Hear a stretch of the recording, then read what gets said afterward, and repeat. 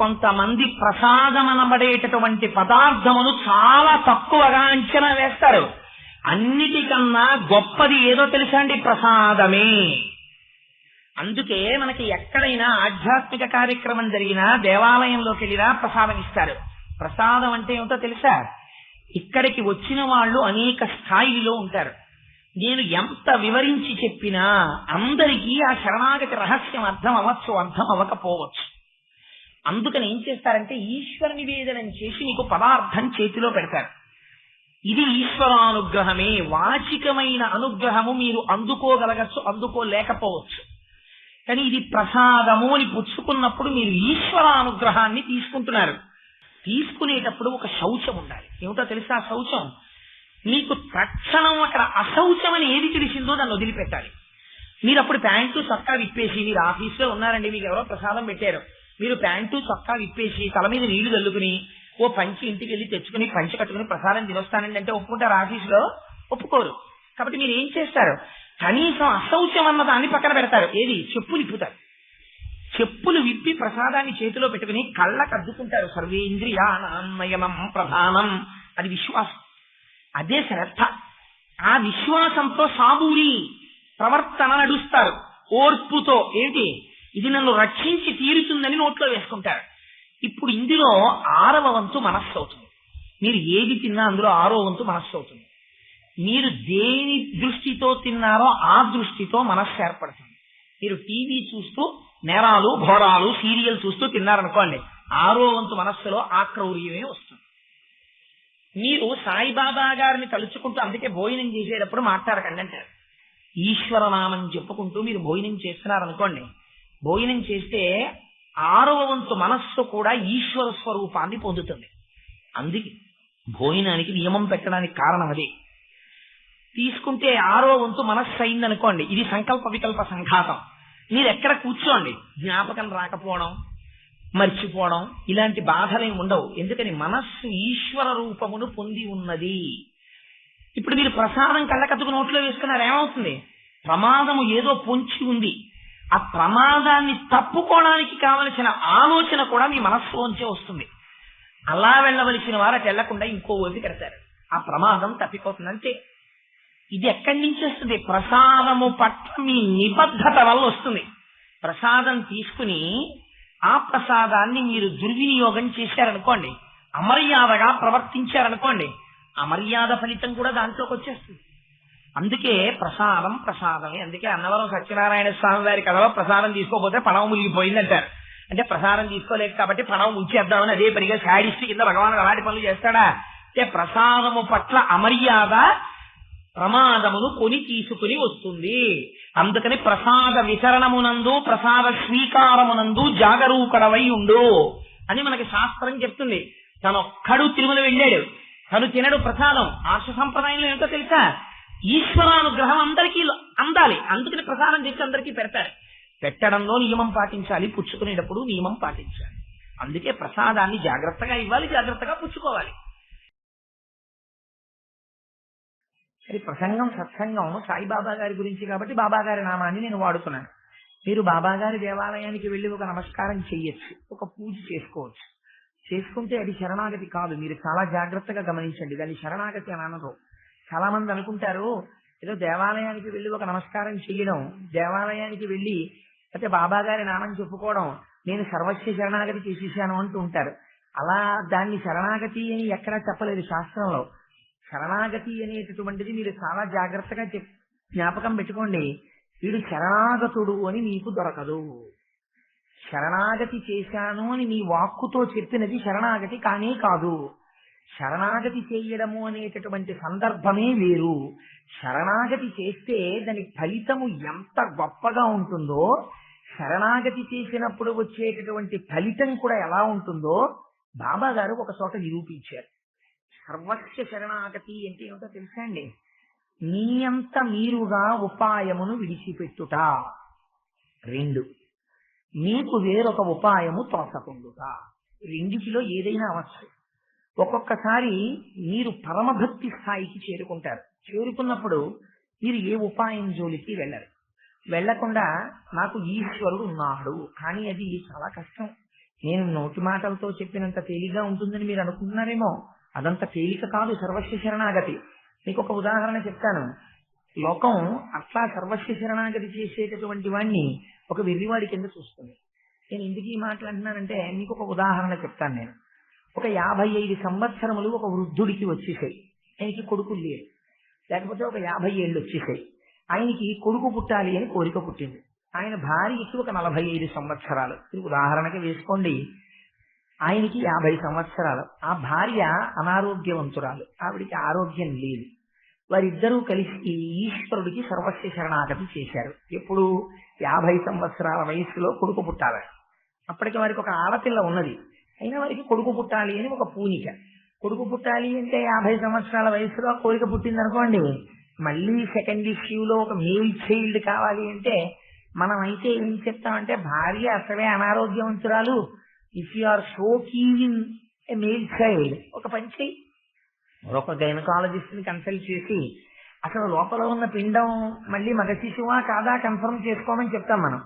కానీ ఆయన ఏం చేశాడంటే చుట్టూ ఉన్నటువంటి వాళ్ళందరూ కూడా 50 ఏళ్ల వయసుతో నీకు ఇప్పుడు కొడుకు కావాలా, ఒక పక్క భార్య ఒంట్లో బాగోలేదు అంటుంటే ఆయన చేసిన పని ఏమిటో తెలుసా అండి? సింహాచలంలో చందన పువ్వులు అని చేస్తారు. చందన పువ్వులు అంటే స్వామి నిజమూర్తి దర్శనం ఉండదు సింహాచలంలో, ఒక్క చందన పువ్వులకు నాడే. సరే అలా ఎందుకు చేస్తారండి సింహాచలంలో, ఎందుకు చందనం రాసేస్తారు అంటే వేరు విషయం. ఎప్పుడైనా దాన్ని కలిపినప్పుడు దానికి సందర్భం వచ్చినప్పుడు చెప్తాను. ఇప్పుడు మళ్ళీ అందులో తిడితే అదో 1 గంట 40 నిమిషాలు అయిపోతుంది. అందుకని ఆ సింహాచలంలో చందన పువ్వులకు చేసిన రోజున ఒక్క రోజునే మీకు నిజమూర్తి దర్శనం అవుతుంది. ఆ నిజమూర్తి దర్శనం ఈ వ్యవసాయ కాలంలో బహుశా ఏప్రిల్ మే నెలలో వస్తుంది ఆ చందన పువ్వులుపు. అది చేసినప్పుడు ఒక నమ్మకం ఉంది శాస్త్రంలో. ఏమిటో నమ్మకం అంటే మీకు కొడుకు కావాలి అంటే కాళ్ళకి చెప్పులు లేకుండా భార్యాసహితుడై గిరి ప్రదక్షిణం చెయ్యాలి. పొద్దున్న ప్రారంభం చేసి అది తెల్లారగట 3 గంటలకు ఎప్పుడో కాదు, ఉదయం ప్రారంభం చేసి సింహాచలం కొండకంతటికి ప్రదక్షిణం చెయ్యాలి. అలా ప్రదక్షిణం చేస్తే వాళ్ళకి పుత్ర సంతానం కలుగుతుంది. ఎక్కడో పురాణంలో ఒక వాక్యం ఉంది. వాక్యం ఉండడం వేరు.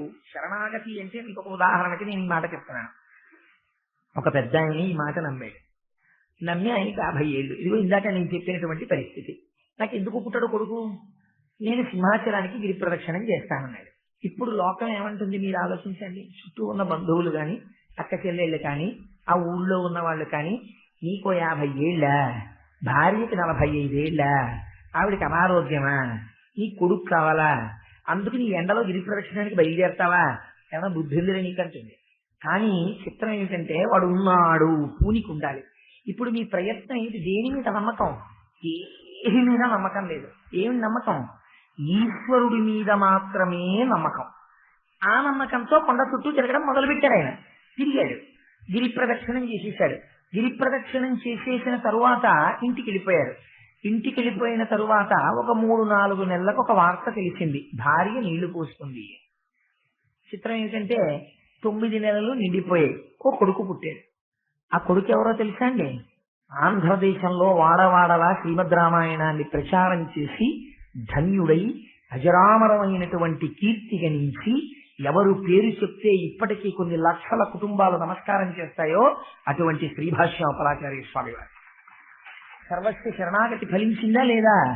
ఫలించింది. నీయంత నీవుగా అన్ని ఉపాయములను విడిచిపెట్టాలి. ఇది అన్ని వేళలా కుదురుతుందా?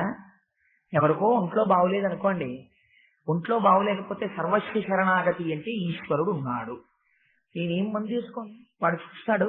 ఒక చంద్రశేఖర పరమాచార్య స్వామి వారిలాగో ఎవరిలాగో నాకు ఈశ్వరుడు ఉన్నాడు, వాడే నాకు రక్షించినా ముంచినా వాడే అని ఉండిపోగలిగితే ఎలా? బెంగగానో భయంగానో ఏమో ఇలా ఉన్నాను కానీ జరుగుతుందో జరగదో అలాంటి అపనమ్మకాలతోటి నమ్మకాపనమ్మకములతోటి మునుగుతూ తేలుతూ దాన్ని సర్వస్వ శరణాగతి అంటారు శాస్త్రంలో. ఉన్నాడు ఒకే పూనికతో నీయంత మీరుగా సర్వోపాయములను విడిచిపెట్టుట, దీనికి శరణాగతి అని పేరు. సర్వస్వ శరణాగతి. ఎవరిక ఏ ఉపాయమును ఆశ్రయించడో ఇది చాలా కష్టము. ఇది మీరు అన్ని వేళలా చెయ్యగలిగినది కాదు. నేను ఈ మాట ఎందుకు చెప్పేశానో తెలుసండి? ఇంత ధైర్యంగా మీరు చేద్దామన్నా మీ ఇంట్లో ఉన్నవాళ్ళు, మీ స్నేహితులు, మీ చుట్టూ ఉన్నవాళ్ళు వెంటనే మిమ్మల్ని విరివాళ్ళ చూస్తారు. అప్పుడు తట్టుకోవడం చాలా కష్టం. మనస్సులో అంత దృఢంగా నిలబడిపోగలగాలి. అందుకని 1వ శరణాగతి అందరూ చేస్తారు అంటే అంత తేలిక విషయం కాదు. 2వ శరణాగతి ఒకటి ఉంటుంది. ఇది ఒక్కొక్కసారి చేస్తారు. ఎందుకు చేస్తారంటే ఫోర్స్డ్, అంటే ఇంకా తప్పనిసరి పరిస్థితులలో వేరొక ఉపాయము కనపడక చేసినటువంటిది కూడా శరణాగతే. అప్పుడు ఎలా ఉంటుందో తెలుసా అండి శరణాగతి అంటే? మీరు చాలా జాగ్రత్తగా జ్ఞాపకం పెట్టుకోండి. అప్పుడు గుడికి వెళ్ళడం ఏమి ఉండదు, పూజలు చేయడం ఏమి ఉండదు, పారాయణాలు చేయడాలు ఏమి ఉండవు, నామాలు చేయడాలు ఏమి ఉండవు, ఏమీ ఉండవు. ఏమిటుంటాయి? ఒక్కసారి తన ప్రయత్నంతో పూనికతో ఒక ప్రార్థన చేసేస్తాడంటే, చేసేస్తే ఆ శరణాగతి అప్పుడు ఠక్కని కూర్చైపోతుంది. అది ఇక్కడ ఉండాలి నిజాయితీ. అన్ని ప్రయత్నాలు విడిచిపెట్టేయాలి. అది ఎప్పుడు మీరు విడిచిపెట్టడం కాదు, మీకు అంతకన్నా దిక్కుతోటని స్థితితోటి వస్తుంది. అప్పుడు మీరేం అనుకోరు. ఇంకా మీరు ఏదో చేద్దామన్నా అప్పుడు మీకు ఇంకేం ఉండదు, ఇంకా మీరు చేయడానికి ఏం అవకాశం ఉండదు. ఉండనప్పుడు జరుగుతుంది ఆ సర్వశ శరణాగతి. మీకు నేను దీనికి 2 ఉదాహరణలు చూపిస్తాను. ఒకటి బాబా గారి జీవితంలో జరిగినటువంటి లీల, 2వది ఏలికల మీద నా గురించి నేను ఎప్పుడూ చెప్పను, కానీ తప్పనిసరి పరిస్థితుల్లో ఒక్కొక్కసారి చెప్తూ ఉంటాను. మా పాప చాలా చిన్న వయస్సులో ఉండగా, ఓ 3 సంవత్సరాల వయసులో ఉండగా, కొంచెం తెల్లగా ఉండేది. ఏంటి వాళ్ళ తాతగారు వచ్చారనుకుని పరిగెత్తుకుంటూ వచ్చింది. తాత అంటూ నోరు తెరిచి పరిగెత్తుకుంటూ వచ్చింది. వాళ్ళ తాతగారు సైకిల్ మీద వచ్చారు సినిమా హాల్ నుంచి. దురదృష్టవశాత్తు అప్పుడే ఇల్లు కడిగారు. అది పరిగెడుతున్నటువంటి పీచ్ వెనక్కి వెళ్ళిపోయింది, ముందుకు పడిపోయింది. నాలుక అలా ఉండిపోయింది. ఉండిపోయినప్పుడు గడప మీద పడిపోవడంలో పళ్ళని వెళ్ళి నాలుకను కొట్టడంలో నాలుక తెగిపోయింది. తెగిపోయి ఇంత పట్టుతో మాత్రమే నాలుక వేరలాడుతోంది. ఇంట్లో వాళ్ళందరం చూసాం, నిత్తుడు ఓడిపోతోంది. పిల్ల తెల్లగా ఉంటుందేమో, ఒళ్ళంతా నిత్తుడు. ఆ పిల్లని తీసుకుని డాక్టర్ గారి దగ్గరికి తీసుకెళ్ళాం. ఆ పిల్లని చూడగానే ఆయన కుర్చీలోంచి లేచి నిలబడ్డాడు. దానికి గౌరవార్థం కాదు, దాన్ని చూసి భయపడిపోయి, జీవితుడు బాబు ఇంత నిత్తుడు కారిపోతోంది, నేనేం చేయలేనండి ఇలాంటి వాటికి, నేను డాక్టర్నే కావచ్చు, కానీ ఈ పిల్లని ఈ పరిస్థితిని చూస్తే నేను చేయగలిగింది వెళ్ళి ఇంకో డాక్టర్ దగ్గరికి తీసుకెళ్ళిపోండి, ఇక్కడ ఉంచకండి 5 నిమిషాలు కూడా అన్నాడు. నేను మళ్ళీ ఆ పిల్లని తీసి ఇంకో డాక్టర్ గారి దగ్గరికి వెళ్ళాను. పెడితే ఆ డాక్టర్ గారు చూసి అన్నాడు, ఇది ఏమంటే మామూలుగా చేసేది కాదండి, 3 ఏళ్ళు 4 ఏళ్ళు పిల్ల కదా, ఇప్పుడు ఈ పిల్లకి 4కి కుట్లు వెయ్యాలి అంటే ఎనస్థీషియా ఇవ్వాలి. ఎనస్థీషియా చాలా తెలివైన వాడు, చాలా గొప్ప శక్తి ఉన్నవాడు ఇవ్వాలి. ఏమాత్రం కొంచెం ఎక్కువ పాళ్ళు ఇచ్చినా పిల్లకి పెరాలిటిక్ స్ట్రోక్ వస్తుంది. ఇంకా పిల్ల జీవితాంతం పక్షవాతంతో ఉంటుంది. అంత రిస్క్ తీసుకోకూడదంటే బలవంతంగా మీరు నోరు తెరిచి పట్టుకోండి, నాలుక కుట్టేస్తాం, కానీ జాగ్రత్తగా కుట్టడం కుదరదు. 4 నరాలు మొద్దుబారిపోతాయి. అందుకు ఈలోగా కుట్టేయాలి. కుట్టేస్తే ఏమవుతుందంటే చెప్పు కుట్టినట్టు కుట్టేయాల్సి వస్తుంది. అందుకని ఇంకా మాటలు 4 ఉంటుంది, కానీ మీ పిల్లకి ఇంకా జీవితంలో మాట సరిగ్గా ఉండదు. కుట్టమంటారా అని అడిగాడు. అప్పుడు మీరు ఏమంటారు? జాగ్రత్తగా కుట్టండి సాధ్యమైనంత వరకు అంటారు, కానీ రాజమండ్రియో కాకినాడో తీసుకెళ్ళడానికి అవకాశం లేదు అప్పుడు, ఎందుకంటే ఈలోగా నరాలు మొద్దుబారిపోతాయి. కుట్టేసేయండి అన్న అంటే ఆయన కుట్టేశాడు. పాపని చెప్పాడు, చూసుకోండి 4 అంతా తిక్కుల కింద వచ్చేసింది, మీరు జ్ఞాపకం పెట్టుకోండి, ఇంకా మీ పిల్ల ఈ జీవితంలో ఇంకా మాట్లాడదు. ఆ పిల్ల ఏం మాట్లాడినా ఎవరికి అర్థం కాదని చెప్పాడు. అంతే మన ప్రాప్తం. ఏ జన్మలోనో మనం ఏదో పొరపాటు చేశాం, ఈ జన్మలో ఈశ్వరుడు నా కూతురికి మాట తీసేశాడు అనుకుని ఇంటికి తీసుకెళ్లిపోయాం. అందరూ వచ్చి నోరు తెరు అనేవారు. బంధువులు అన్నవాళ్ళు వస్తుంటారు కదా, దానికి భయం ఎక్కువైపోయింది. అది అసలు నోరు తెరవడం మనిషి. ఇప్పుడు మీరు అన్నం ఎలా పెడతారు? పెట్టడం కుదరదు, కాబట్టి క్షీణించిపోయింది పిల్ల. ఒక 2 రోజులు అయిన తర్వాత కోడి ఎలా అరుస్తుందో అలా అరిచేదంతే, కొక్కో అన్నట్టు ఇడిచేది. అసలు ఇంక ఇది దక్కుతుంది మాకు అన్న నమ్మకాన్ని కూడా నేను క్రమంగా వదిలిపెడుతున్నాం. ఒక రాత్రి వేళ అది లేచి కూర్చోంది. అందరూ 4 చూపించమన్నారు ఏంటి అని డిమ్ లైట్ కాంతిలో ఎదురుగుండా డ్రెస్సింగ్ టేబుల్ ఉండేది, అక్కడికి వెళ్ళి 4 చూసుకుంది. ఆ కుట్టినప్పుడు చిన్న నరం పోగు బయటికి వేలాడుతోంది. అది ఏం చేసిందంటే ఇదే ఏదో తేడా అనుకుని ఆ నరం పోగు పట్టుకుని ఇలా లాగేసేటప్పటికి అర్ధరాత్రి వేళ ఆ కుట్టిన నరం అంతా ఊడిపోయింది. మళ్ళీ 4 2 కింద విడిపోయింది. విడిపోతే మళ్ళీ లేచాం, మళ్ళీ ఏడుస్తోంది మళ్ళీ లేచరు. దానికి ఇంకా ఏడిచే ఓపిక లేదు. మళ్ళీ డాక్టర్ గారి దగ్గరికి తీసుకెళ్ళి ఇస్తే ఆయన అన్నాడు, ఒకటోసారి కుట్టినప్పుడే నేను చాలా బాధపడ్డాను, ఈ పిల్లకి నా చేతులతో నేను మాట తీసేస్తున్నాను అని కుట్టాను, మళ్ళీ ఎలా కుట్టనండి అన్నారు. మరి కుట్టకపోతే మార్గం ఏంటి డాక్టర్ గారు అంటే, ఆ నాలుక చిన్న ముక్కతో వేలాడుతోంది, తీసేద్దామంటే ఇక నాలుక ఎదగదు. కాబట్టి తినడం కూడా కష్టం అయిపోతుంది భవిష్యత్తులో. కానీ మళ్ళీ చెప్పులాగే కుట్టేయాలంటే ఇంకా ఈసారి మరీ అధ్వానం అయిపోతుందండి అన్నాడు. కుట్టేసేయండి అన్నాడు. ఇక ఎనస్థీసియా ఇచ్చేవాళ్ళు కూడా ఇప్పుడు ఎవరు లేరండి, కుట్టేనా అన్నాడు. కుట్టేటప్పుడు పిల్లకి ఏమైనా జరిగినా జరగచ్చు, నేనేం చెప్పలేను, మరి మీరు పట్టుకుంటారా నోరు తెరిచి అన్నాడు. అప్పుడు ఇంకా నాకు అసలు ఒక రకమైనటువంటి భావన వ్యగ్రతకి లోనయ్యి ఉన్నాను. నేనన్నా, మా ఇంట్లో ఎవరో ఇంజనీరింగ్ చదువుకునేటటువంటి ఓ కుర్రాడు ఉండేవాడు, నా భార్య వైపు బంధువు. ఏమయ్యా దత్తు, నువ్వు పట్టుకోవయా పిల్లని అని. వాడు వెళ్ళి నోరు తెరిచి పట్టుకున్నాడు. పాపం పట్టుకుంటే నాలుగు బయటికి లాగి తండ్రి కొడుకు కూడా డాక్టర్లే మళ్ళీ కుట్టించారు. కుట్టేస్తే అదేదో ముద్ద కుట్టించినట్టు అయిపోయింది. ఇంకా నేను బయట బల్ల మీద కూర్చున్నాను, పిల్ల తెలుగులోనే ఉంది కాబట్టి మళ్ళీ కుడుతుంటే దానికి ఎంత బాధగా ఉందో బెంగ పెట్టేస్తుంది. అస్తమానం నాలుగు ఎందుకు ఇలా చేసేస్తున్నారని తెలియదు. అందుకని నేను అక్కడ బల్ల మీద కూర్చున్నాను, ఏమిట్రా ఇంత ప్రారంభం అనుభవించవలసి వస్తోంది నేను అని చూస్తున్నాను. ఎదురుగుండా సత్యనారాయణ స్వామి వారి ఫోటో ఉంది, పెద్ద పెద్ద మీసాలు పెట్టుకుని ఉన్నాడు ఆయన. నాకు ఆ నవ్వుతూ ఇలా పక్కన రెండు పక్కల సత్యవతీదేవి, శివుడు, పెద్ద పెద్ద మీసాలు ఆయన చూసి ఆ నవ్వుతుంటే, దీనికి ఆ నవ్వు వెకిలిగా అసహ్యిస్తోంది నేను చూస్తే అనుకున్నాను. దేనికి నవ్వు? ఓ 3 ఏళ్ల పిల్లకి 2 మాటలు నాలి కుట్టినందుకు నవ్వా? ఇంత గొప్పగా కర్మ ఫలితాన్ని ఇవ్వగలనని నవ్వా? దేనికి నవ్వు? నువ్వు నవ్వు, ఎప్పుడు నవ్వుతావు?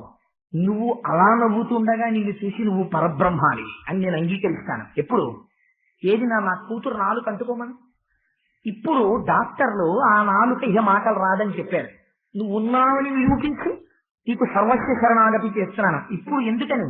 నాకు ఇంకింతకన్నా దిక్కేం లేదు. నువ్వు ఒక్కడివే దిక్కైతే, నువ్వు అలా నవ్వగలిగిన వాడి అయితే ఏది నా కూతురు నాలుక అంటుకోమను.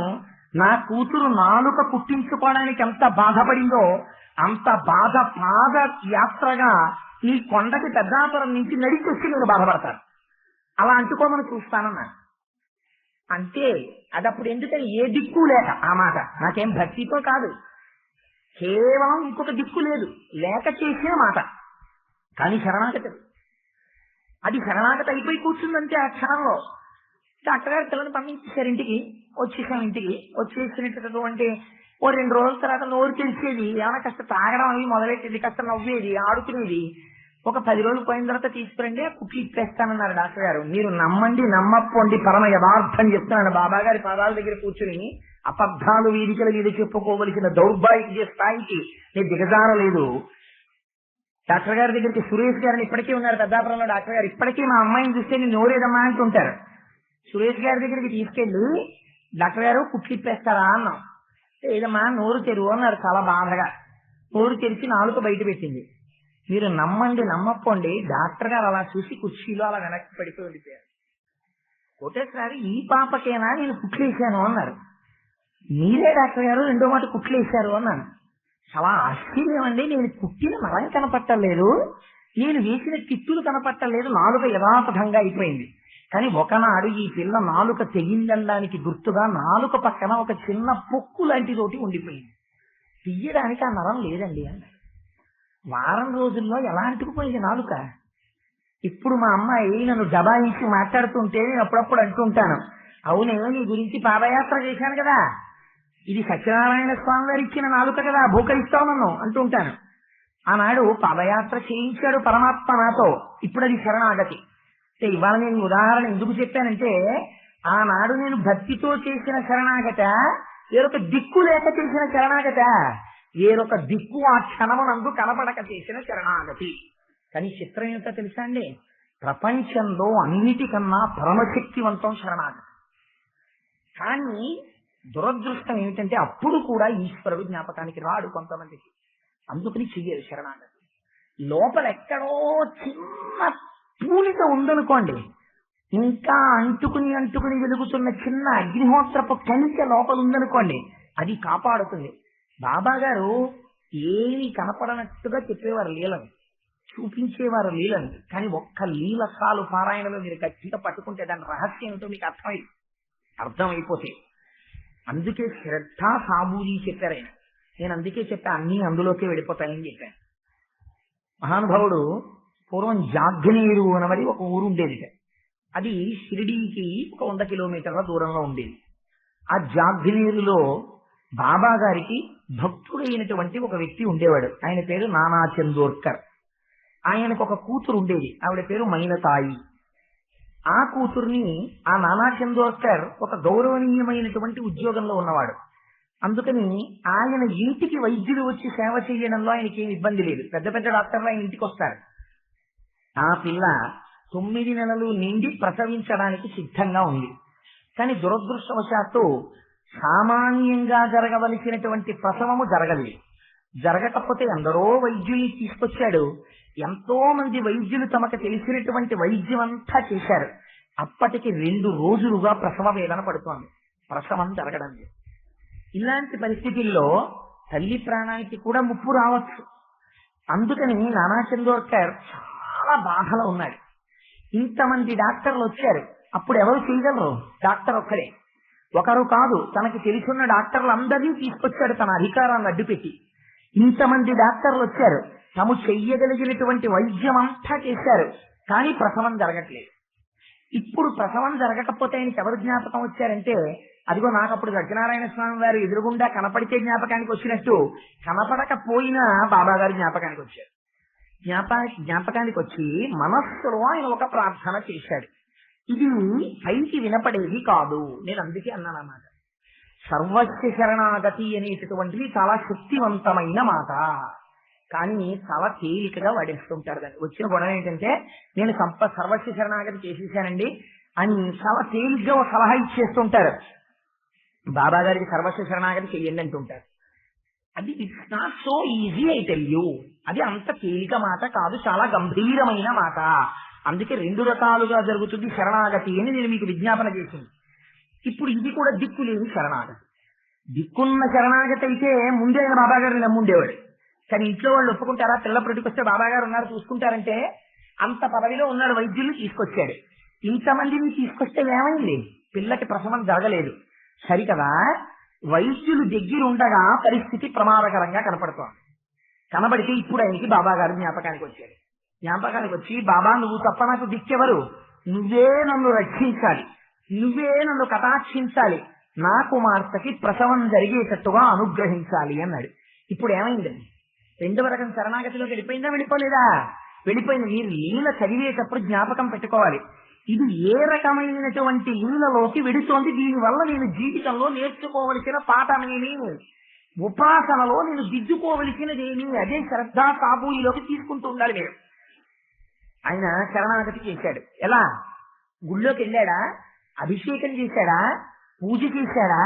పారాయణ చేశాడా? ఏం చేశాడు చెప్పండి నాకు ఇప్పుడు. ఎవరికైనా తెలుసా శరణాగతి చేసినట్టు? ఎవరికైనా తెలుసా ఆయన ప్రార్థన చేసినట్టు? ఎవరికి తెలియక్కర్లేదు. ఆ సమయంలో ఆయన చేసేసాడంతే. ఇది మొరా, ఇది వినపడుతుంది. ఈ సమయంలో దిక్కులేక నువ్వు చేసిన ప్రార్థన ఏదుందో అది తొందరగా ఈశ్వరుడికి వినపడిపోతుంది. ఎందుకని? నమస్తే వాయో త్వమేవ ప్రత్యక్షం బ్రహ్మాసి త్వమేవ ప్రత్యక్షం బ్రహ్మ వదిష్యామి తన్మావతు తద్వక్తారమవతు అవతు వక్తారం. అంతటా వ్యాపించిన వాడికి ఎందుకు వినపడదు? వినపడుతుంది. కాబట్టి ఇది వినపడింది. ఎవరికి వినపడింది? ఎవరిని ఉద్దేశించి చేశాడో వారికి వినపడింది. సాయిబాబా గారికి వినపడింది. ఆయన వెంటనే తన దగ్గరే ఉండేవాడు ఒక ఆయన. ఆయన్ని పిలిచారు. ఆయన పేరు బహుశా నేను కరెక్ట్ గా చెప్తే బాపుగిరిని పిలుస్తూ ఉండేవారు అందరూ. ఆ బాపుగిరి అన్న ఆయన్ని పిలవడంలో గమ్మత్తు ఏంటంటే, ఒక్క సాయిబాబా గారు మాత్రం బాపుగిరి పిలిచేవారు కాదు, రామగిరి బాపు అని పిలిచేవారు. అంటే బహుశా నేను పేరు కరెక్ట్ గా చెప్తే రామగిరి బాబా గారు ధ్వని పెట్టారు. అందుకని ఒక విభూతి పొట్లాన్ని, ఒక ఆరతి పాకని ఇచ్చారు. అది గమ్మత్తు. ఈ రెండింటిలో ఉంది రహస్యం అంతా. ఈ రెండింటిని ఇచ్చారు. ఇచ్చి పట్టుకెళ్ళి ఇయ్యి అన్నారు. ఈయనన్నాడు, అవతల వారి శరణాగతి వినపడవలసిన వారికి వినపడింది, కానీ మధ్యలో ఉన్నవాడికి ఎలా తెలుస్తుంది దాని గమ్మత్తు? ఈయనన్నాడు, అయ్యా జాగ్నేరు వెళ్ళడానికి నా దగ్గర డబ్బులు లేవండి అన్నాడు. ఇప్పుడు మీరు జ్ఞాపకం పెట్టుకోండి, విభూతి పొట్లము ఆరతి పట్టుకెళ్లేటటువంటి అదృష్టాన్ని రామగిరి బాపు పొందాడు. ఇప్పుడు రామగిరి బాపు ఆ విభూతిని ఆరతి పొట్లాన్ని పట్టుకుని వెళ్లడంలో ఈయన గొప్పతనం ఉంటుందా? బాబా గారి గొప్పతనం నడిపిస్తుందా? ఎవరి సమర్థత నడిపిస్తుంది? ఆయన సమర్థత నడిపిస్తుంది. కానీ సాబూరిలో దోషం ఉంటుంది. ఈయనన్నాడు, నా దగ్గర అంత డబ్బులు లేవండి, నేను ఎలా పెడతాను అన్నాడు. అంటే బాబా గారు అన్నారు, నేను తీసుకెడతాను, నువ్వు వెళ్ళు అన్నారు. అంతే. ఇప్పుడు మళ్ళీ సాబూరిలో దోషం తొలగింది. నేను తీసుకెడతానంటారు కానీ ఓ 20 రూపాయలు పోనీ ఇచ్చానేటండి, చేతికో 20 రూపాయలు కదా ఇవ్వరు, కానీ ఇప్పుడు నేను తీసుకెడతానంటారు, ఈయన పేరు చెప్తే రైల్లో నన్ను ఫ్రీగా తీసుకెళ్తారా అనుంటే ఆయన ఎంచుకోరు. అసలు ఆయన అలా అనలా. చిన్న వైక్లభ్యం వచ్చింది కానీ దిద్దుబాటు అయిపోయింది. అలా నేను తీసుకెడతానన్నారు, అంతే. నమ్మాడు ఆయన.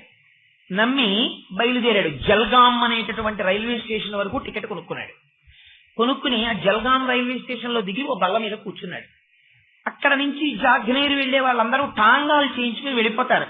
సపోజింగ్ మీరు కాకినాడ రావాలి అంటే అందరూ త్రూ ట్రైన్ లో రారు కదా. కాకినాడ ఏ సర్కార్ లాంటి ట్రైన్ అయితే త్రూ వస్తుంది. మనం ఏం చేస్తామంటే యూజువల్ గా సామర్లకోట వరకు రిజర్వేషన్స్ తీసుకుంటూ ఉంటాం.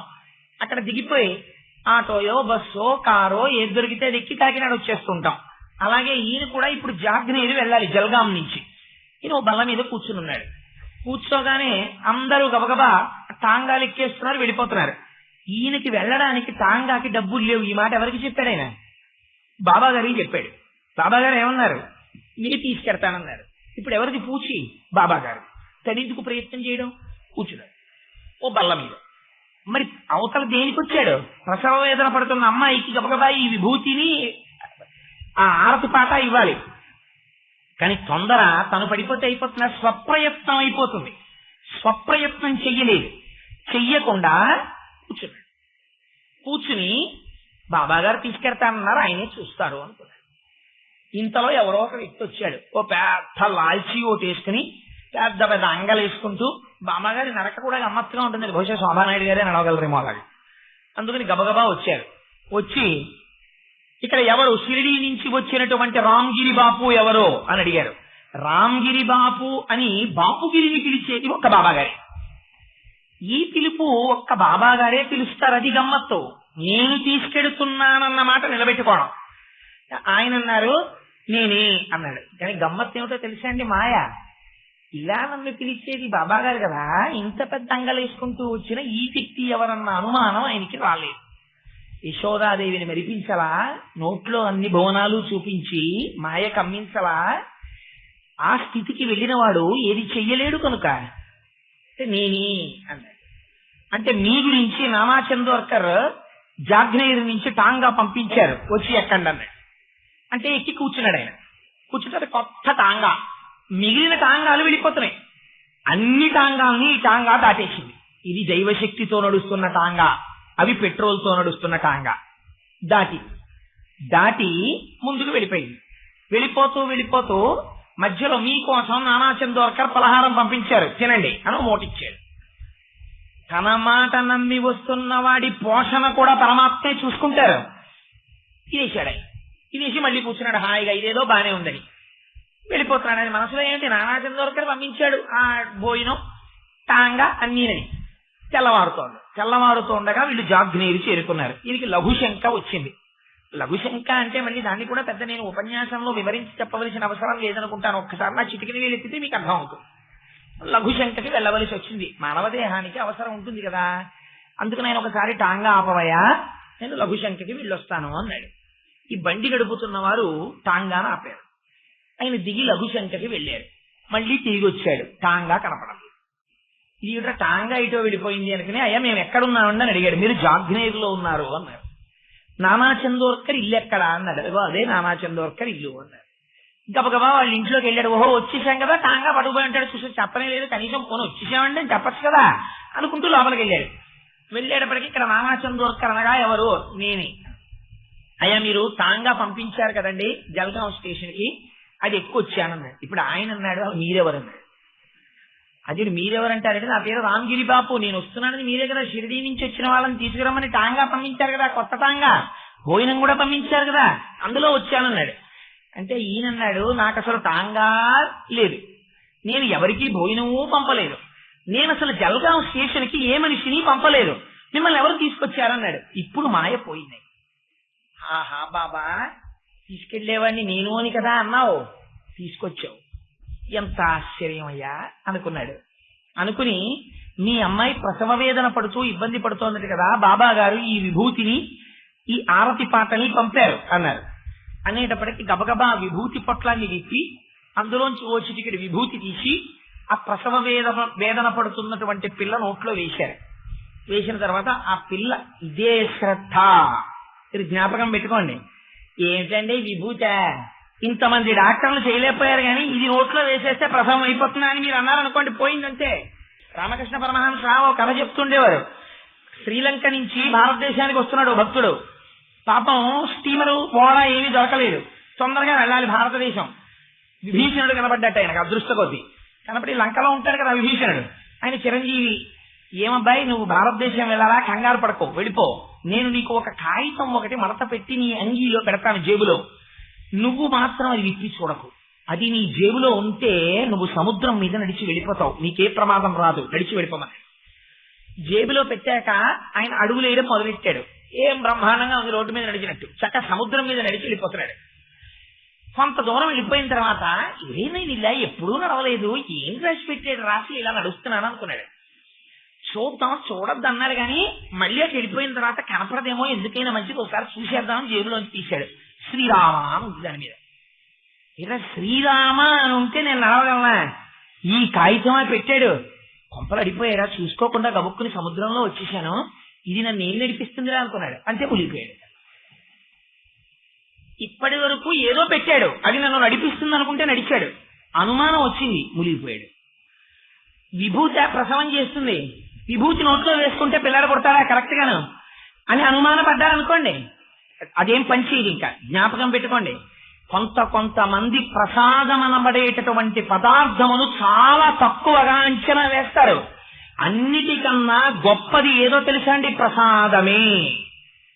అందుకే మనకి ఎక్కడైనా ఆధ్యాత్మిక కార్యక్రమం జరిగినా దేవాలయంలోకి వెళ్ళినా ప్రసాదం ఇస్తారు. ప్రసాదం అంటే ఏమిటో తెలుసా? ఇక్కడికి వచ్చిన వాళ్ళు అనేక స్థాయిలో ఉంటారు.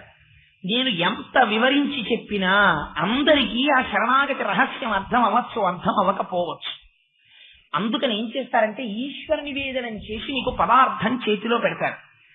ఇది ఈశ్వరానుగ్రహమే. వాచికమైన అనుగ్రహము మీరు అందుకోగలగచ్చు, అందుకోలేకపోవచ్చు. కానీ ఇది ప్రసాదము అని పుచ్చుకున్నప్పుడు మీరు ఈశ్వరానుగ్రహాన్ని తీసుకుంటున్నారు. తీసుకునేటప్పుడు ఒక శౌచం ఉండాలి. ఏమిటో తెలుసా శౌచం? మీకు తక్షణం అక్కడ అశౌచమని ఏది తెలిసిందో దాన్ని వదిలిపెట్టాలి. మీరు అప్పుడు ప్యాంటు చొక్కా విప్పేసి, మీరు ఆఫీస్లో ఉన్నారండి, మీకు ఎవరో ప్రసాదం పెట్టారు, మీరు ప్యాంటు చొక్కా విప్పేసి తల మీద నీళ్లు చల్లుకుని ఓ పంచి ఇంటికి వెళ్ళి తెచ్చుకుని పంచి కట్టుకుని ప్రసాదం తినొస్తానండి అంటే ఒప్పుకుంటారు? ఆఫీసులో ఒప్పుకోరు. కాబట్టి మీరు ఏం చేస్తారు? కనీసం అశౌచం అన్న దాన్ని పక్కన పెడతారు. ఏది? చెప్పులు ఇప్పుతారు. చెప్పులు విప్పి ప్రసాదాన్ని చేతిలో పెట్టుకుని కళ్ళకు అద్దుకుంటారు. సర్వేంద్రియాణమయమం ప్రధానం. అది విశ్వాసం, అదే శ్రద్ధ. ఆ విశ్వాసంతో సాబూరి ప్రవర్తన నడుస్తారు. ఓర్పుతో ఏంటి, ఇది నన్ను రక్షించి తీరుతుందని నోట్లో వేసుకుంటారు. ఇప్పుడు ఇందులో 6వ వంతు మనస్సు అవుతుంది. మీరు ఏది తిన్నా అందులో 6వ వంతు మనస్సు అవుతుంది. మీరు దేని దృష్టితో తిన్నారో ఆ దృష్టితో మనస్సు ఏర్పడుతుంది. మీరు టీవీ చూస్తూ నేరాలు ఘోరాలు సీరియల్ చూస్తూ తిన్నారనుకోండి, 6వ వంతు మనస్సులో ఆ క్రౌర్యమే వస్తుంది. మీరు సాయిబాబా గారిని తలుచుకుంటూ, అందుకే భోజనం చేసేటప్పుడు మాట్లాడకండి అంటారు. ఈశ్వరనామం చెప్పుకుంటూ మీరు భోజనం చేస్తున్నారనుకోండి, భోజనం చేస్తే 6వ వంతు మనస్సు కూడా ఈశ్వర స్వరూపాన్ని పొందుతుంది. అందుకే భోజనానికి నియమం పెట్టడానికి కారణం అదే. తీసుకుంటే 6వ వంతు మనస్సు అయిందనుకోండి, ఇది సంకల్ప వికల్ప సంఘాతం. మీరు ఎక్కడ కూర్చోండి, జ్ఞాపకం రాకపోవడం, మర్చిపోవడం ఇలాంటి బాధలేం ఉండవు. ఎందుకని మనస్సు ఈశ్వర రూపమును పొంది ఉన్నది. ఇప్పుడు మీరు ప్రసాదం కళ్ళకత్తుకు నోట్లో వేసుకున్నారు, ఏమవుతుంది? ప్రమాదము ఏదో పొంచి ఉంది. ఆ ప్రమాదాన్ని తప్పుకోవడానికి కావలసిన ఆలోచన కూడా మీ మనస్సులోంచే వస్తుంది. అలా వెళ్ళవలసిన వారు అటు వెళ్లకుండా ఇంకో ఓపి కడతారు, ఆ ప్రమాదం తప్పిపోతుంది. అంతే.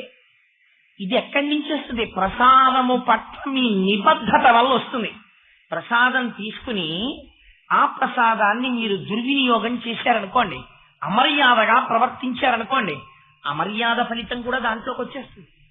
అందుకే ప్రసాదం ప్రసాదమే. అందుకే అన్నవరం సత్యనారాయణ స్వామి వారి కథలో ప్రసాదం తీసుకోకపోతే పడవ మునిగిపోయింది అంటారు. అంటే ప్రసాదం తీసుకోలేదు కాబట్టి పడవ ముంచేద్దామని అదే పనిగా శాడిస్ట్ కింద భగవానుడు అలాంటి పనులు చేస్తాడా? అంటే ప్రసాదము పట్ల అమర్యాద ప్రమాదమును కొని తీసుకుని వస్తుంది. అందుకని ప్రసాద వితరణమునందు ప్రసాద స్వీకారమునందు జాగరూకడవై ఉండు అని మనకి శాస్త్రం చెప్తుంది. తనొక్కడు తిరుమల వెళ్ళాడు, తను తినడు ప్రసాదం. ఆర్ష సంప్రదాయంలో ఏంటో తెలుసా, ఈశ్వరానుగ్రహం అందరికీ అందాలి, అందుకని ప్రసాదం చేసి అందరికీ పెడతారు. పెట్టడంలో నియమం పాటించాలి, పుచ్చుకునేటప్పుడు నియమం పాటించాలి. అందుకే ప్రసాదాన్ని జాగ్రత్తగా ఇవ్వాలి, జాగ్రత్తగా పుచ్చుకోవాలి. సరే, అందుచేత ఈ పూనిక ఉంది, విభూతి పనిచేస్తుంది. విభూతికి మహదైశ్వర్యం అని పేరు. నోట్లో వేశారు, వేసిన 2 గంటల్లో ఏమైందో తెలుసా అండి, ఆ పిల్లకి పండంటి కొడుకు పుట్టాడు. తల్లి బిడ్డ క్షేమముగా ఉన్నారు. మరి ఆరతి పాట ఎందుకు పంపించడం? ఆరతి పాట ప్రయోజనం ఏమిటి అంటే, మీరు హారతి హారతి అని బాబా గారికి ఇస్తుంటారు. హారతికి ఏమిటి గొప్పతనము మీరు చెప్పండి. ఎందుకన్ని మాటలు హారతి ఇచ్చుట? ఏదో కాగడహారతని, షేజహారతని, మీకు ఏదో ఒక టెక్నికల్ టెర్మినాలజీ ఉంటుంది. బాబా గారి దగ్గర ఇన్ని హారతులని అదంతా భక్తి శ్రద్ధలతో పాడుతూ హారతి ఇస్తూ ఉంటారు. హారతికి ఉన్న గొప్పతనం ఏమిటి నాకు చెప్పండి. ఎందుకు హారతి అంత గొప్పది? మిగిలినటువంటిది ఏదైనా సరే పూజ పూర్తి చేసేది మంగళహారతి పాడేశారండి అంటారు. మంగళహారతి పాడేశారండి అంటే ఏమిటి దాని పేరు? అయిపోయింది అక్కడతో. ఏమిటి మంగళహారతి? ఎందుకు ఆ హారతికి అంత గొప్పతనం? హారతి దగ్గరికి వచ్చేటప్పటికి మీ పూజ తిరగబడిపోతుంది. తిరగబడిపోవడం అంటే ఏమిటో తెలుసా అండి, మీరు పూజ ఏమని మొదలు పెడతారు? మొదలు పెట్టినప్పుడు నేను పూజ ప్రతిరోజు పూజ చేసేటప్పుడు పూజా కార్యక్రమాన్ని ప్రారంభం చేశాను అనుకోండి, మీరు కొంచెం జాగ్రత్తగా వినండి. రోజు హారతి ఇస్తున్నారు కాబట్టి హారతి యొక్క ప్రాముఖ్యత ఏమిటి అన్నది చెప్తున్నాను నేను. అది మీరు పూజ ప్రారంభంలో ఏమని చెప్తారు? ఏదో ఇదండి, శ్రీ మహావిష్ణురాజ్ఞ ప్రవర్తమాన సాధ్య బ్రహ్మణ ద్వితీయ పరార్థే శ్వేతవరాహ కల్పే వివస్వతవంతరే కలియుగే ప్రథమ పాదే జంబూద్వీపే భరతవర్షే భరతఖండే గిరోహ దక్షిణ దిగ్భాగే శ్రీశైలసి ఈశాన్య దిగ్భాగే గంగా గోదావరియోర్మధ్యదేశే వసతి గృహే సమస్త దేవతా బ్రాహ్మణ హరిహర సన్నిధౌ అస్మిన్ వర్తమాన వ్యవహారిక చాంద్రమానే శ్రీ తారణ నామ సంవత్సరే ఉత్తరాయణే శిశిర ఋతు ఫాల్గుణ మాసే కృష్ణపక్షే ద్వాదశిన్యాం వాసరః సౌమ్యమాసరే శుభ నక్షత్ర శుభయోగ శుభకరణ ఏవంగుణ విశేష విశిష్టాయాం శుభలిదౌ శ్రీమాన్ శ్రీమతః ఆత్రేయస గోత్రస్య కోటేశ్వర శర్మ నామధేయస్య మమోపాత్త ధృతక్షేద్వారా శ్రీ పార్వతీ పరమేశ్వర ప్రీత్యర్థం సమస్త దిరితోపసాంత్యార్థం ధర్మార్థ కామమోక్ష చతుర్విధ బల పురుషార్థ సిద్ధ్యర్థం శ్రీ ఉమామహేశ్వర పూజాం కరిష్యే అని నీళ్లు ముట్టుకుంటాం.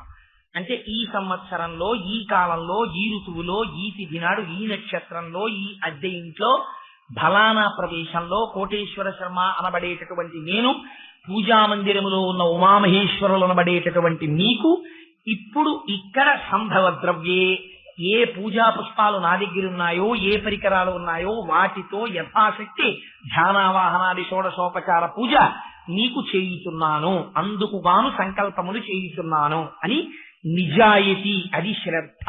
మీరు ముట్టుకుంటారు. సాబూరి ఏమిటి? మీరు ఓర్మితో, ఎక్కడ ఓర్మి, ఇలా కూర్చోగానే అబ్బా ఈ పూజ ఎంతసేపు పడుతుంది, ఏదో ఒక 14 నిమిషములు పడుతుంది, ఇలా కూర్చోవడం కుదరదు అని చెప్పి వెంటనే ఓ కాలు ఎత్తారనుకోండి, పోయింది సాబూరి. అందుకే ఆసన నిష్టతో ప్రారంభం. మీరు ఎలా కూర్చున్నారో అలా కూర్చోగలగాలి చివరి వరకు. అలా ఉండగలిగితే సాబూరి. ఉండలేకపోయారనుకోండి, పోయిందంటే డిస్క్వాలిఫైడ్, అక్కడికి పోయింది. పూజ చేస్తూ యథాశక్తి ధ్యానావాహనాన్ని షోడశోపచార పూజాంకరిష్యే అని ఓం సహస్రశీర్ష పురుష అని మంత్రం చెప్పి ఉమామహేశ్వరాభ్యాం నమః ఆవాహయామి అన్నాను అనుకోండి, పోయిందంటే పూజ. మళ్ళీ వెళ్ళి స్నానం చేసి మళ్ళీ ఆచమనం చెయ్యాలి. అందుకని ఏం చేస్తారు, ఓసారి కుడి చెవు మీద చెయ్యి వేసుకోవాలి. ఆవలింత వచ్చినా అంతే, కింద నుంచి గాలి వెళ్ళినా అంతే, పూజ అక్కడితో పోతుంది. ఎందుకని నీకు సాబూరి లేదు. దీన్నే సాయిబాబా గారు సాబూరి అని పిలిచారు. ఇంత శాస్త్రాన్ని పట్టుకెళ్ళి ఆయన ఒక్క మాటలో చెప్పేశారు, శ్రద్ధ సాబూరి. ఎదురుగుండా ఉన్నవాడు పరమాత్మ. పూజ చేసేటప్పుడు ఆవలింత రాకూడదు నీకు శ్రద్ధ ఉంటే. అందుకని ఆవలింత వచ్చేసింది అంటే నీ శ్రద్ధ పోయింది. అందుకని ఏం చేయాలి, స్నానం చేయాలి. మళ్ళీ వెళ్ళి చేయడం కుదరదు. నేను చేయనన్ని మాటలు ఏం చేస్తావు, కుడి చెవి మీద చెయ్యేసుకుంటావు, సాబూరి. మళ్ళీ నువ్వు నియమ పాలనం చేస్తున్నావు. చేస్తూ పూజ మొదలెట్టావు. ఏమని? ఆయన శివుడు, నేను భక్తుణ్ణి. అందుకని నేనేం చేస్తున్నాను, ఏవో నామాలు పెట్టి ఆయనకి పూజ పువ్వులు వేస్తాను, ఆయనకి ఏదో నైవేద్యం పెడతాను, స్నానం చేయిస్తాను, ఆ తర్వాత ఏదో పలహారం పెడతాను, ఆ తర్వాత పుష్పార్చన చేస్తాను, యజ్ఞోపవీతం ఇస్తాను. ఇక అన్నీ అయిపోతాయి. చిట్ట చివరికి వచ్చేసింది పూజ. పూజ అంతా ఎలా పెడుతోంది, ద్వైతంలో పెడుతోందా లేదా? ఆయన వేరు, నేను వేరు. మందిరంలో ఉన్నవాడు శివుడు లేకపోతే సాయిబాబా, నేనెవరు, ఒక కోటేశ్వరరావు అనబడేటటువంటి జీవుణ్ణి. నేను ఆయనకి పూజ చేస్తున్నాను. అదే కదా మీరు మొదలు పెట్టడం. ఏదో ఓం నిధనపతయే నమః, ఓం నిధనపతాంతికాయ నమః, ఊర్ధ్వాయ నమః, ఊర్ధ్వలింగాయ నమః రకరకాలుగా పిలిచారు, పూజ చేశారు. పూజ అయిపోయింది. నైవేద్యం పెట్టారు, మీరు పెట్టారు, ఆయన తిన్నాడు, అయిపోయింది. తాంబూలం ఇచ్చారు, మీరు ఇచ్చారు, ఆయన పుచ్చుకున్నాడు, అయిపోయింది. నీరాజనం దగ్గరికి వచ్చారు, పూజ ఏమని మొదలెట్టారు? ధర్మ అర్థ కామ మోక్షములనేటటువంటి చతుర్విధ పురుషార్థములను నీవు నాకు ఇచ్చుట కొరకు ఈ పూజ. ఇప్పుడు పూజ అయిపోతోంది, మంగళహారతి ఇస్తున్నారు, కర్పూరం వేసి వెలిగిస్తారు. వెలిగించి మీరేమంటారు? శ్రియ కాంతాయ కళ్యాణ నిధయే నిధయేర్దినాం శ్రీ వెంకట నివాసాయ శ్రీనివాసాయ మంగళం అన్నారు. ఓ వెంకటేశ్వరుడా నీకు మంగళమగుగాక. తప్ప కాదా? మీరు ఇప్పటిదాకా పూజ ఏమని చెప్పారు? ఆయన నాకివ్వాలి ఫలితం అని చెప్పారు. నీరాజనం దగ్గర మంగళహారతి దగ్గర ఏమంటున్నారు? స్వామి నీకు మంగళమగుగాక.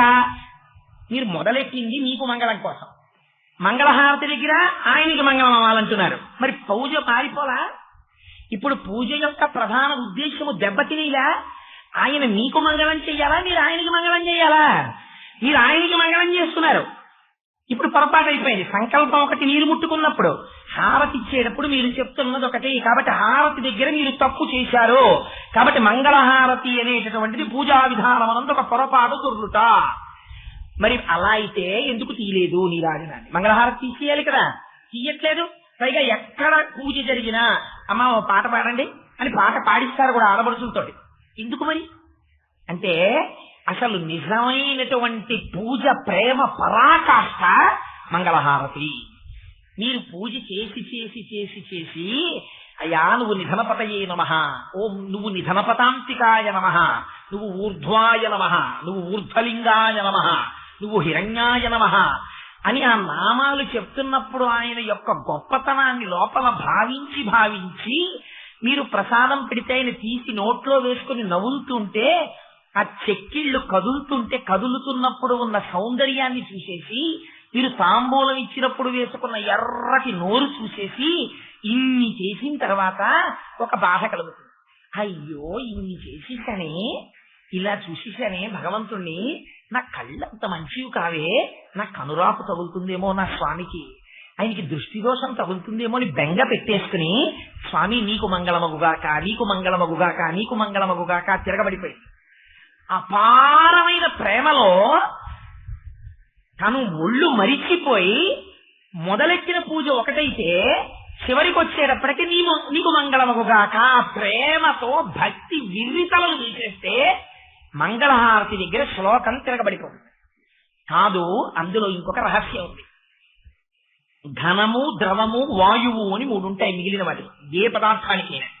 సాధారణంగా ఘనము వాయువు అవ్వాలంటే ద్రవస్థితిని పొందుతుంది మధ్యలో. ఆ ద్రవస్థితి ప్రతి దాంట్లో చాలా ఎక్కువ ఉంటుంది, అందుకే తొందరగా ముట్టుకోద్దేని. మీరు ఒక కట్టెని వెలిగించాలనుకోండి, అంత తొందరగా వెలగదు. ఎందుకు వెలగదు అంటే అందులో ద్రవశక్తి ఎక్కువ ఉంటుంది. ముందు ద్రవమైతే కానీ, అందుకే మీరు ఒక కట్టె వెలిగించండి, అందులో ఉన్న నీరు పైకి వస్తూ ఉంటుంది. మీరు చూస్తే మంటకి యువతల ముందు నీరు బుసబుస పైకి వచ్చి, పూర్వం కట్టెల పొయ్యిలు ఉండేవి కాబట్టి తెలిసేది, అది జిగురులో అయిపోయి అది ఎండిపోతుంటే అప్పుడు కట్టె అంటుకుంటూ ఉంటుంది. పచ్చి కట్టె కాలలేదంటారు. పచ్చి కట్టె అంటే అందులో ఇంకా నీరుంది, ఎండిపోయింది అనుకోండి, నీరు లాగేసింది అనుకోండి, తొందరగా కాలుతుంది. అందుకని ద్రవం ఉంటే తొందరగా వాయుస్థితిలోకి వెళ్ళదు, అంటే కాలిపోదు.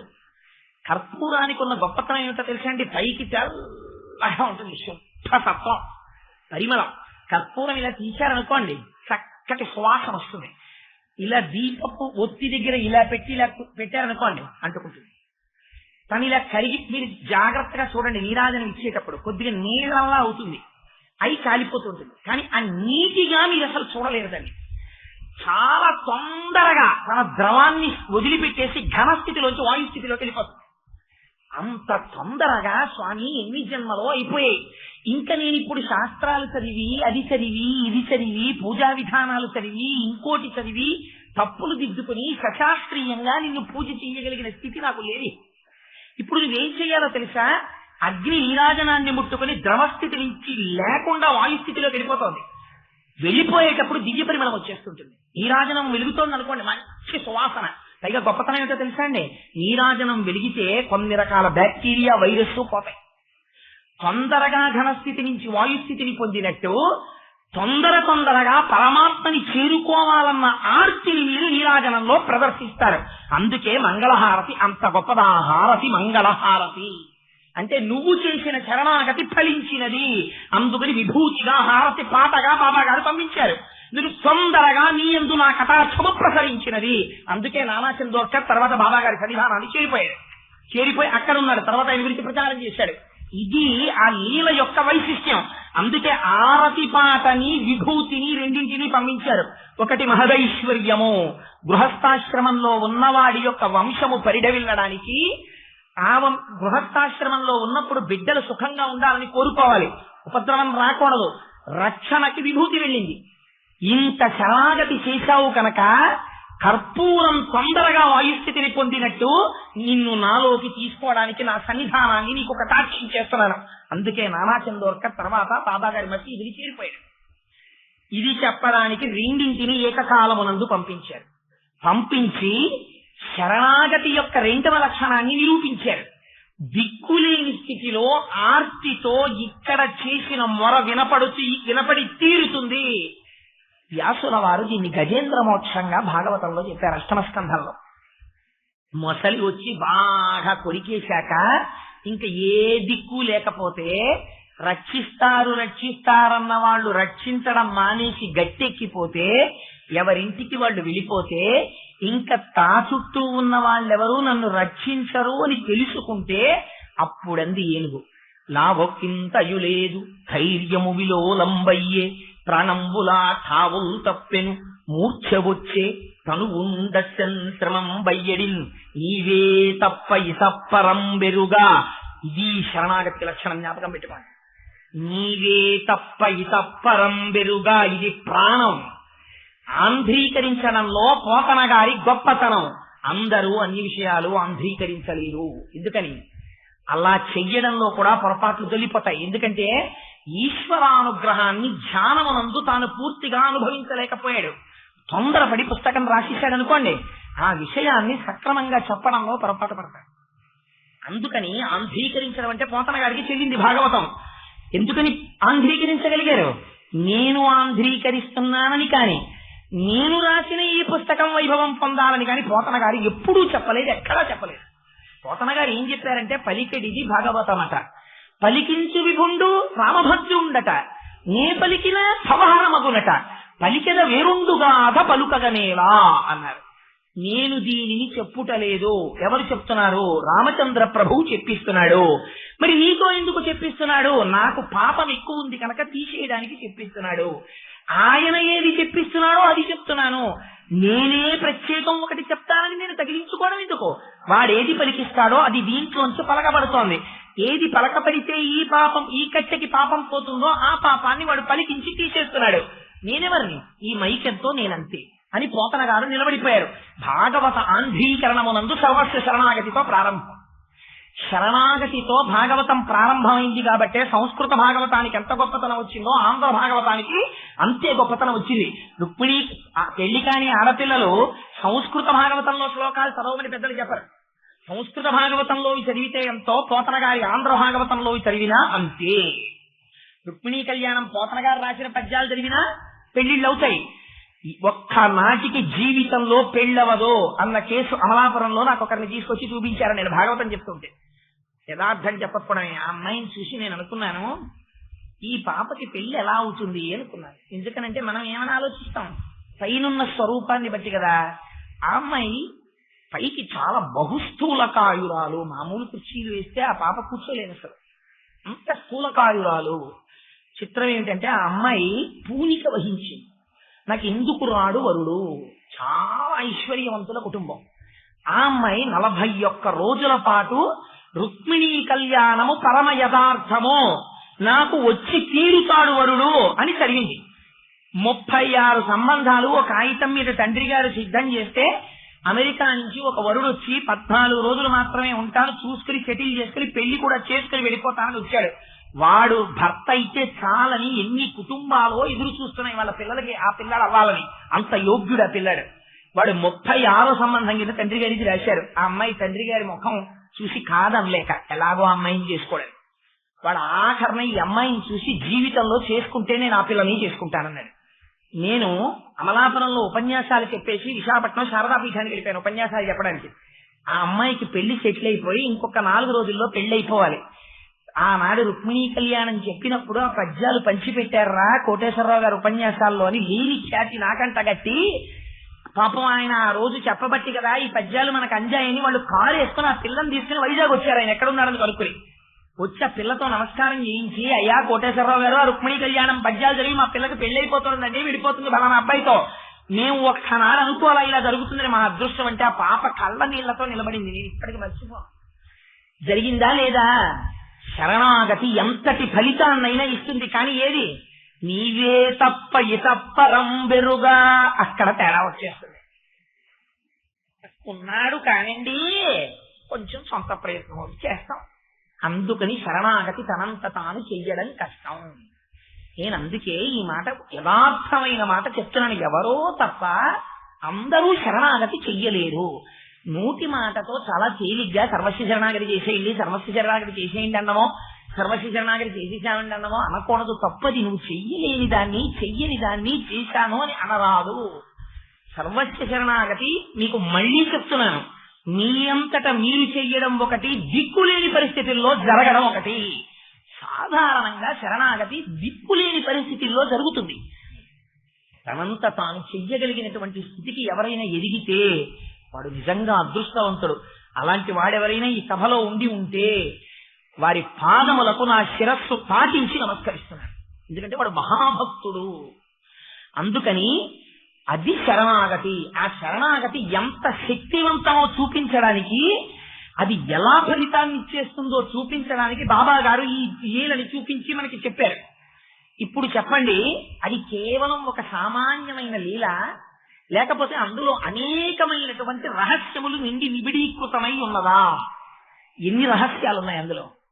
కాబట్టి ఆ నానా చందోర్కర్ వృత్తాంతాన్ని అడ్డుపెట్టి బాబా గారు ఇంత గొప్ప లీల చేశారు. అయితే బాబా గారు లీల చేస్తే ఒక్కొక్క లీల వెనక ఒక రహస్యం ఉంటుంది. అన్నీ ఒక్కలా ఉండవు. మీరు జ్ఞాపకం పెట్టుకోండి. మీరు మామూలుగా చదివేస్తే పుస్తకాన్ని తీసుకుని అన్నీ ఏవో కథల్లాగా, ఏదో 2 మేకల కథ, ఏవో మేకలు పోతున్నాయి, ఓ 2 మేకల్ని బాబా గారు ఎంచుకున్నారు, ఏదో 32 రూపాయలు ఇచ్చి తెచ్చుకున్నారు, 32 రూపాయలు ఇస్తే చుట్టూ మీకు ఎప్పుడు లోకం పక్కన ఉంటుంది. వాటికి 32 రూపాయలు ఎందుకు బాబా, 3 రూపాయలు చాలదా, 4 రూపాయలు చాలదా అన్నారు. అప్పుడు ఆయన ఏదో 2 మేకల గురించి చెప్పారు.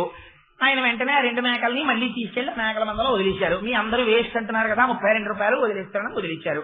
అయిపోయింది. దీన్ని మీరు చదువుకోండి. ఆల్రైట్ చదువుకున్నాం. మీరు ఏం దాంట్లోంచి పూర్తి చెప్పండి, సిన్సియర్ గా చెప్పండి. ఇలా గుండెలు మీరు చెయ్యేసుకుని, కోటేశ్వరారు మేము ఈ కథ చదివి ఇందులోంచి ఈ ఇన్స్పిరేషన్ డ్రా చేశాం అని చెప్పండి. ఆ ఇన్స్పిరేషన్ మీరు డ్రా చేయడానికి అందులో ఒక రహస్యం ఉంది. మీరు ఆ రహస్యం కానీ మీకు ద్యోతకం అయిందనుకోండి, అయితే ఏమవుతుందో తెలుసా అండి, మీకు అర్థమైపోతుంది. ఓహో, మీరు వెంటనే అది అర్థం అవగానే మీరు మెట్టు పైకి ఎక్కేస్తారు. అందుకు పారాయణ. సరే, అది ఎక్కడైనా ఈ 7 రోజుల ఉపన్యాసంలో వస్తే చెప్తాను. ఎందుకంటే అది అంత తేలిక కాదు. 32 2 పెట్టి 2 మేకలకి భాగిస్తే 16 ఆ 16 కనుక రహస్యం ఏమిటో పట్టుకోవాలి. మీరు పట్టుకుంటే అది విడుతుంది. అందుకని ఇప్పుడు నేను దాన్ని ప్రస్తావన చేయదలుచుకోలేదు. ఎందుకంటే అది కానీ పట్టుకున్నాను 16 7 రోజులకి సరిపోతుంది.